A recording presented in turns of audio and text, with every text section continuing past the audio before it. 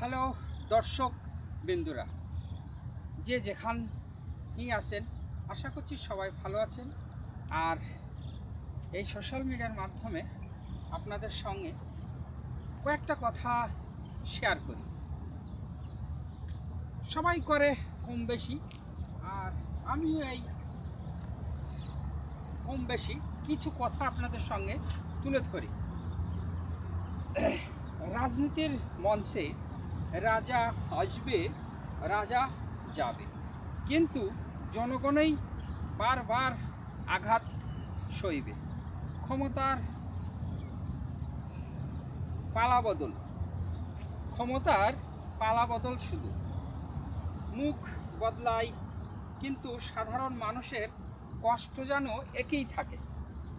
এই বাস্তবতাই আমাদের মনে করিয়ে দেয় প্রকৃতি শান্তি জনগণের হাতে, তাদের স্বপ্ন আর সংগ্রামের মধ্যে।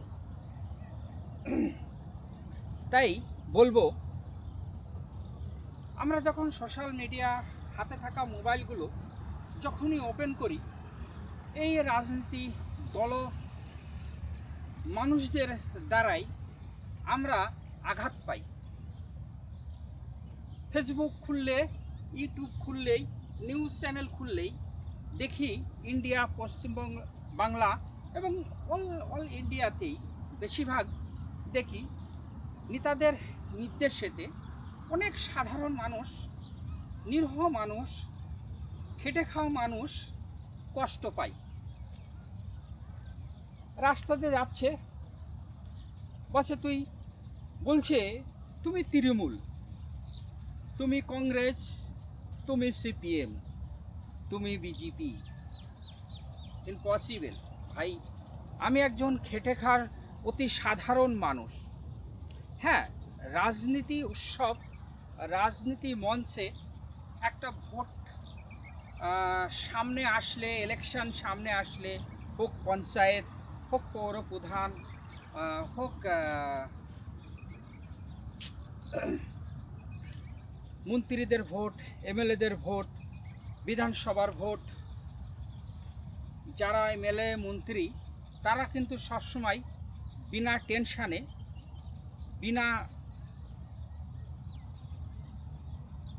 টেনশানে সবসময় আছে। আর সেই মাসুল, সেই টেনশান কিন্তু আমাদের সাধারণ মানুষের মাথায় ঢুকিয়ে দিচ্ছে। তাই সবার কাছে একটা অনুরোধ থাকবে, আমরা একই হাতে হাত রেখে, হোক রাজনীতির মতভেদ, মানুষের ধর্মর মতভেদ হতেই পারে, তবে দিন শেষে আমরা বুঝি আমরা মানুষ, আমাদের মানব রক্তের শরীরে বইছে।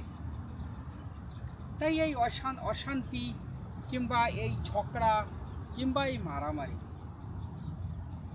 আমরা এটা সামঞ্জস্য বজায় রেখে, আমাদের সমাজকে একই হাতে হাত রেখে যাতে আমরা চলতে পারি এই সুন্দর পৃথিবীতে।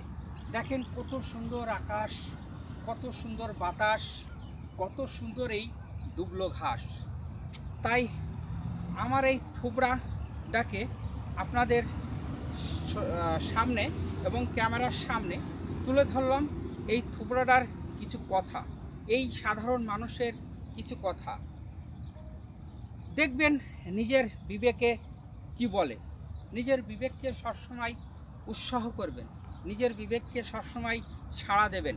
এই সুন্দর পৃথিবীতে বেঁচে থাকার স্বাদ কিন্তু সবারই জাগে, সবাই সুস্থ থাকে। এই শুভকামনা রইল, আবার দেখা।